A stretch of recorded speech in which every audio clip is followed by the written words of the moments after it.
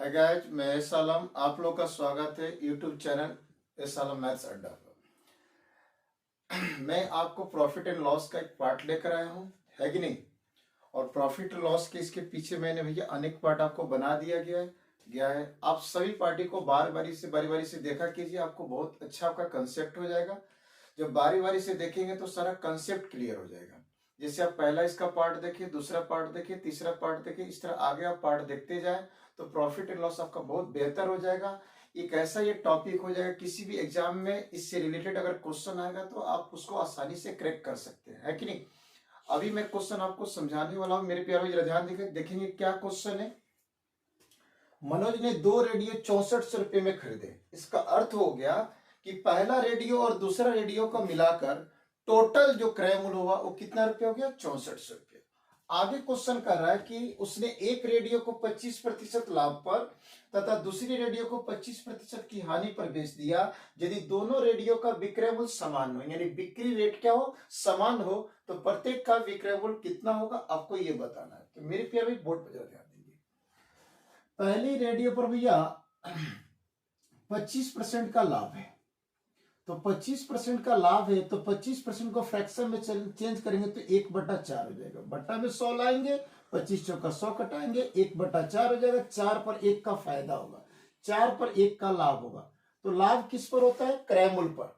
तो 4 क्रय मूल्य है आपका, 4 क्या है, क्रय मूल्य है। और 4 पर 1 का लाभ यानी वस्तु को बेचा गया 5 में, तो ये सीपी हो गया और ये क्या हो गया, एसपी हो गया।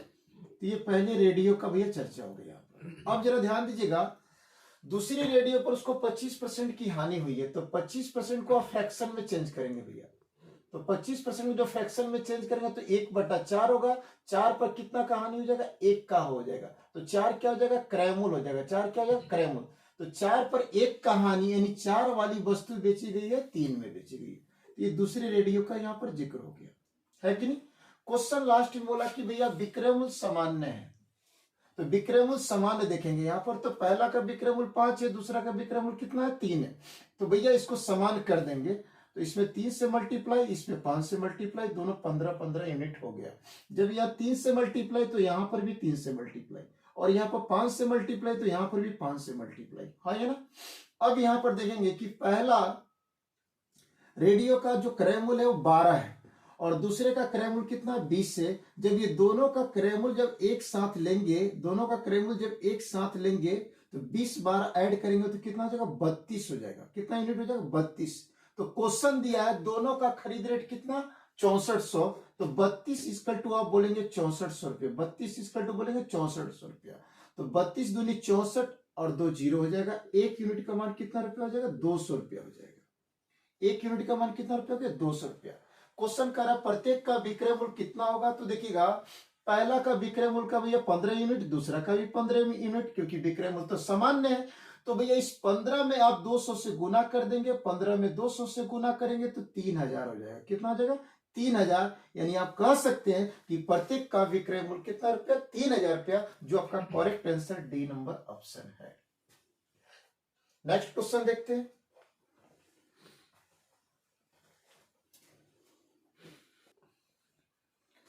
जैसे यहाँ पर देखते हैं, क्वेश्चन है कि 2 साइकिलें सामान्य मूल्य पर बेची जाती है। इसका अर्थ हुआ कि पहले साइकिल का विक्रय मूल्य और दूसरे साइकिल का विक्रय मूल्य क्या, सामान्य है।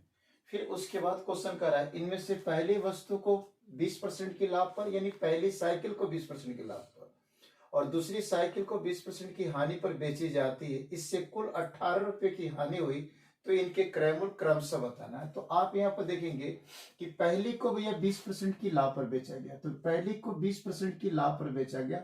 इसको फ्रैक्शन में लिखेंगे तो 1/5, यानी 5 पर 1 का लाभ लिया जाएगा, 5 वाली वस्तु बेची जाएगी 6 में भैया। तो ये पहला साइकिल का भैया जिक्र है, ये सीपी है और उसका क्या है, एसपी है। फिर बोल रहा है कि दूसरे साइकिल को 20% की हानि पर बेची जा रही है, दूसरी साइकिल को 20% की हानि पर बेची जा रही है। तो 20% को जो फ्रैक्शन में लेंगे तो 1/5 हो जाएगा, यानी 5 पर 1 का लॉस। तो 5 वाली जो वस्तु होगी एक लॉस सहेंगे और बेचेंगे कितना में, 4 पर, यानी दूसरे साइकिल का ये बात हो गया, है कि नहीं। क्वेश्चन बोला कि दोनों साइकिलें सामान्य मूल्य पर बेची जाती है, दोनों का विक्रय मूल्य क्या होना चाहिए था, सेम होना चाहिए था। तो दोनों का विक्रय मूल्य सेम करेंगे तो ये दिख रहा है कि पहली का विक्रय मूल्य 6 यूनिट है, दूसरे का विक्रय मूल्य 4 यूनिट है। तो इसमें और 2 से गुना कर देंगे और इसमें 3 से गुना कर देंगे तो बराबर हो गया। तो यहाँ पर 2 से मल्टीप्लाई तो यहाँ पर भी 2 से मल्टीप्लाई, और यहाँ पर 3 से मल्टीप्लाई तो यहाँ पर भी 3 से मल्टीप्लाई, है कि नहीं। अब देखिए पहला जो बिका कितना में, 10 में, दूसरा बिका कितना में आपके पास में, 15 में। सॉरी, बिका नहीं, ये खरीदा गया। तो पहला वस्तु का खरीद भैया 10 है, दूसरे का खरीद कितना, 15 है। तो टोटल आप देखेंगे खरीद कितना हो गया, तो टोटल खरीद आप देखेंगे 25 हो जाएगा। टोटल खरीद कितना हो जाएगा, 25। पहली साइकिल बेची 12 यूनिट में, दूसरी साइकिल भैया बेची भैया 12 यूनिट में, तो टोटल विक्रय मूल्य कितना हो गया, 24 यूनिट, है कि नहीं। तो टोटल 24 है, टोटल क्रय ये आपका 25 हो गया। तो क्रय 2500, विक्रय 2400, तो कितना का लॉस, तो 1 का लॉस हुआ। तो 1 का लॉस हुआ तो रियल में क्वेश्चन कितना बता रहा भैया, 18 रुपए का लॉस हुआ। तो 1 बराबर आप 18 रुपये बोलेंगे तो आपसे करेक्ट उनके क्रय मूल्य क्रमशः होंगे। तो पहला का देखिए 10 यूनिट है, 10 में आप 18 से गुना कर देंगे, 10 में 18 से गुना कर देंगे तो पहला का क्रय मूल्य हो जाएगा 180 रुपया हो जाएगा, हाँ है ना। फिर आप यहाँ देख रहे हैं कि दूसरा का क्रय मूल्य का यूनिट 15 है, दूसरे का क्रय मूल्य यूनिट 15 है, तो उसमें आप 18 से गुना कर देंगे, तो 15 में 18 से गुना करेंगे तो 270 रुपया आ जाएगा, यानी दूसरे का क्रय मूल्य कितना है, 270 रुपया। देखिए क्वेश्चन बहुत सिंपल है। जैसे कि मैंने देखा कि पहली साइकिल को 20% की लाभ पर बेचा गया तो 5 पर 1 का लाभ लिया गया, यानी 5 वाली वस्तु 6 में बेच दी गई। दूसरी साइकिल पर 20% का लॉस हुआ तो 5 पर 1 का लॉस हुआ, 5 वाली वस्तु 4 में बेच दी गई। क्वेश्चन बोला था कि दोनों को सामान्य मूल्य पर बेची जाती है, तो पहला का विक्रय 6 यूनिट था, दूसरा का विक्रय 4 यूनिट था, मैंने बराबर कर दिया। 4 में 3 से गुना किया, 6 में 2 से गुना कर दिया, तो 12 हो गया। तो दोनों का विक्रय मूल्य क्या हो गया, सेम हो गया, हाँ ये ना। अब यहाँ 2 से मल्टीप्लाई तो यहाँ पर भी 2 से मल्टीप्लाई कर देंगे, और यहाँ पर 3 से मल्टीप्लाई तो यहाँ पर भी 3 से मल्टीप्लाई कर देंगे। उसके बाद मेरे प्यारे भाई ध्यान दीजिएगा, पहली वस्तु का क्रय का यूनिट देखे तो 10 है, दूसरी का क्रय का यूनिट देखे तो 15 है, टोटल क्रय यूनिट कितना हो गया, 25। पहली वस्तु का विक्रय देखे 12 यूनिट है, दूसरी वस्तु का विक्रय मूल्य 12 यूनिट है, तो टोटल यूनिट कितना हो गया, 24। यानी आप 25 टोटल में खरीदे होंगे और 24 में बेच रहे होंगे, तो कितना यूनिट का लॉस, 1 का लॉस। ये लॉस कितना दिया, 18 रुपया, तो 1 बराबर कितना बोलेंगे, 18 रुपया। अब उनके क्रय मूल्य क्रम से बताना है, यानी पहले साइकिल का क्रय मूल्य और दूसरे साइकिल का क्रय मूल्य। तो पहले साइकिल का क्रय मूल्य का यूनिट कितना है, 10 यूनिट है, 10 यूनिट में 18 से गुना कर देंगे तो पहली साइकिल का क्रय मूल्य हो जाएगा 180 रुपया। अब दूसरे साइकिल का क्रय मूल्य बताना है, तो दूसरे साइकिल का क्रय मूल्य का यूनिट है 15 है, और 15 में आप 18 से गुना करेंगे तो हो जाएगा 270 रुपया। यही आपका कंप्लीट आंसर हो जाएगा। ऑप्शन में दोनों दिया गया रहेगा, 180 और 270 रुपया। नेक्स्ट क्वेश्चन देखते हैं। देखिए यहाँ पर क्वेश्चन है, कुछ वस्तुओं का क्रय मूल्य कुछ वस्तुओं के विक्रय मूल्य के बराबर हो तो आपसे पूछा जाएगा कि कितने प्रतिशत लाभ अथवा हानि होगी। जैसे कि आप यहाँ देख रहे हैं कि जब 12 वस्तुओं का क्रय मूल्य 16 वस्तुओं के विक्रय मूल्य के बराबर हो तो कितने प्रतिशत लाभ अथवा हानि होगी। तो यहाँ पर बोला गया कि 12 वस्तुओं का क्रय मूल्य, तो आप 12 सीपी लिख दीजिए, और 16 वस्तुओं का विक्रय मूल्य तो 16 एसपी लिख दीजिए। ये बराबर है तो बराबर लिख दीजिए, क्वेश्चन बोला बराबर तो 12। तो 12 वस्तुओं का जो क्रय मूल्य होगा 16 वस्तु के विक्रय मूल्य के क्या होगा, बराबर। आप देखिए एसपी यहाँ मल्टीप्लाई इधर डिवाइड कर दीजिए, तो सीपी बाई आप क्या बोलेंगे, एसपी बोलेंगे, हाँ ये ना। अब इधर 16 बच गया तो 16 यहाँ पर लिख दीजिएगा, 12 इधर मल्टीप्लाई तो इधर डिवाइड हो जाएगा, तो भैया यहाँ 12 आ गया। अब सीपी देखेंगे कितना है, तो 16, और एसपी कितना है, तो 12। भैया 16 में खरीद कर 12 में बेचा जाएगा तो लॉस कितना का, तो 4 का लॉस हो जाएगा, 4 का लॉस हो जाएगा। तो भैया हानि परसेंट आपको निकालना है, तो हानि होता किस पर है, क्रय मूल्य पर। तो क्रय मूल्य है कितना, 16, और 16 पर कितना का हानि, 4 का हानि। ये फ्रैक्शन हो गया। फ्रैक्शन को परसेंटेज में चेंज करना तो 100 से गुना कर देंगे, 4 चौका 16, और 4 से 100 को काटेंगे 25, यानी 25% की हानि हो जाएगी। आप ऑप्शन में देख लेंगे तो 25% की हानि, कौन सा ऑप्शन है, बी नंबर ऑप्शन जो का करेक्ट आंसर हो जाएगा। नेक्स्ट क्वेश्चन देखते हैं।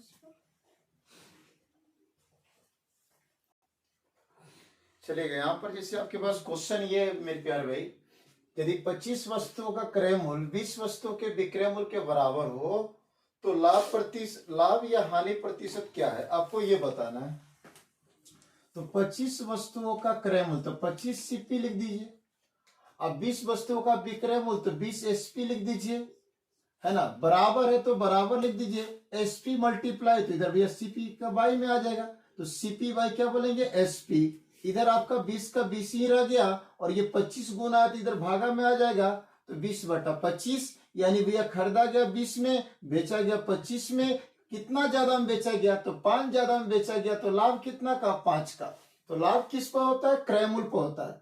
तो लाभ परसेंटेज आपको बताना है, तो भैया क्रय मूल्य है कितना 20 और 20 पर कितना का लाभ 5 का लाभ। फ्रैक्शन को परसेंटेज में चेंज करने के लिए 100 से गुना कीजिए, 20 25 100 50 25, यानी 25% का लाभ होगा।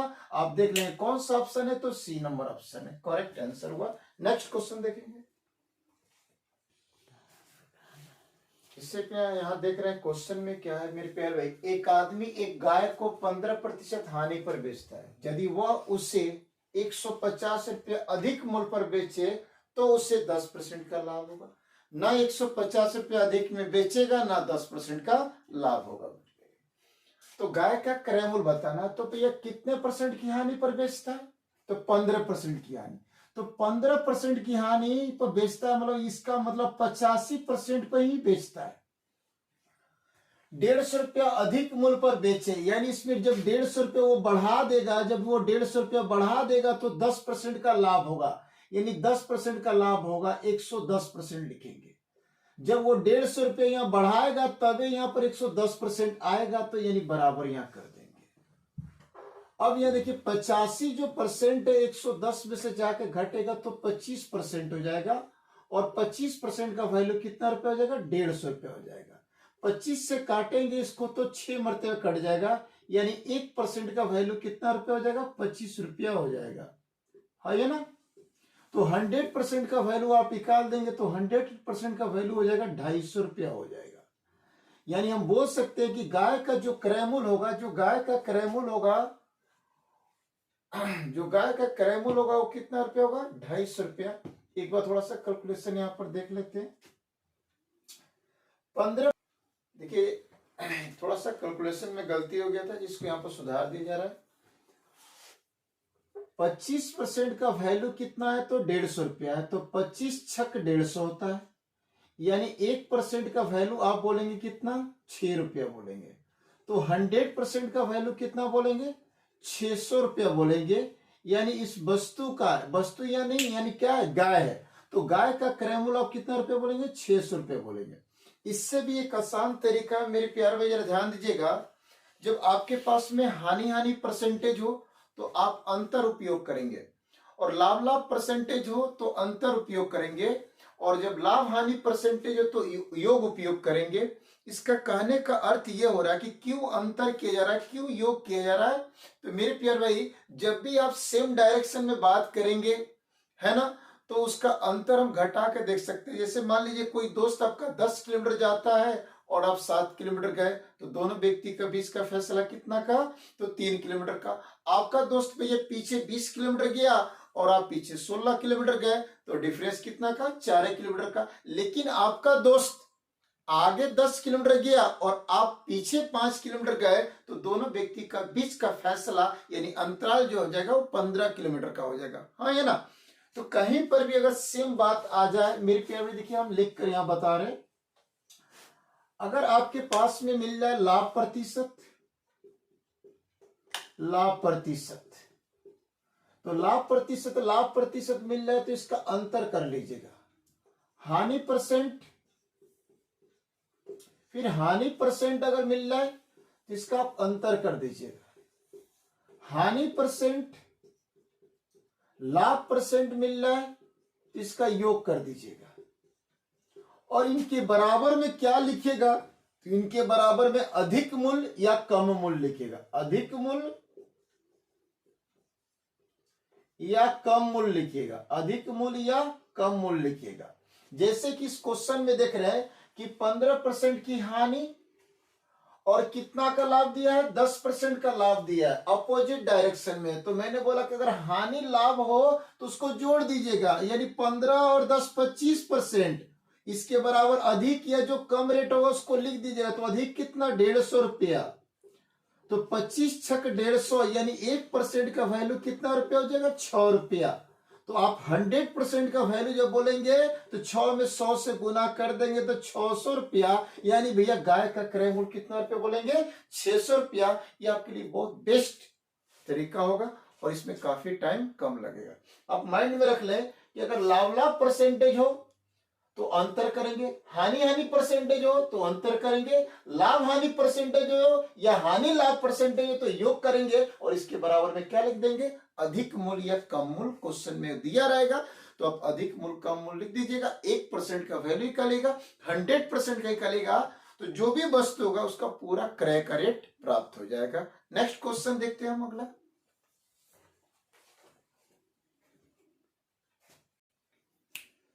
देखते हैं, जो मैंने एक क्वेश्चन बताया था उसी से रिलेटेड ये भी क्वेश्चन है। मैंने आपको बताया था कि अगर लाभ परसेंटेज तो उसका अंतर कीजिए, हानि परसेंट है तो उसका अंतर कर दीजिए, लाभ और हानि परसेंट है तो उसका योग कीजिए, उसके बराबर में अधिक मूल्य और कम मूल्य लिख दीजिए और 100% का वैल्यू निकाल दीजिए, क्रय मूल्य की प्राप्ति हो जाएगी। जैसे कि आप देख रहे हैं किसी वस्तु को 20% लाभ पर बेचा जाता है, यदि इसे 25% लाभ पर बेचा जाता तो 35 रुपये अधिक मिलते, तो वस्तु का क्रय मूल्य बता। तो देखिएगा यहाँ पर 20% लाभ है और यहाँ पर 25% लाभ है, तो लाभ लाभ का अंतर, तो भैया 20 और 25 का जो डिफरेंस हो जाएगा वो कितना का हो जाएगा, 5% का, इक्वल टू अधिक मूल्य या कम मूल्य। तो भैया कितना रुपया अधिक, तो 35 रुपया अधिक।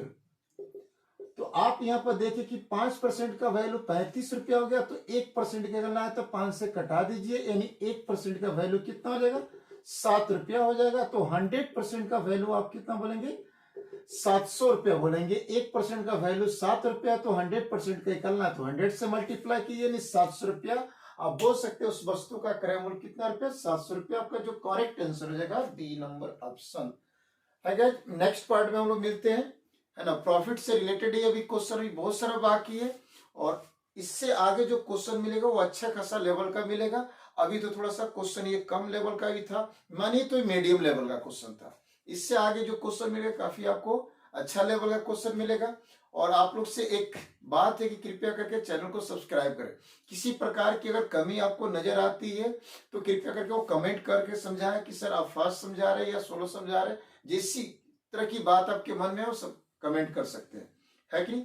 और आप चैनल को सब्सक्राइब करें, एक दूसरे जगह शेयर करें, जिससे है ना कि आप सब्सक्राइबर बढ़ेगा, व्यूअर की संख्या जब बढ़ेगी तो मेरा भी मनोबल बढ़ेगा और आप लोग को मैं अच्छा से अच्छा कंटेंट लाकर दे सकूंगा। मिलते हैं नेक्स्ट पार्ट में। जय हिंद, जय भारत।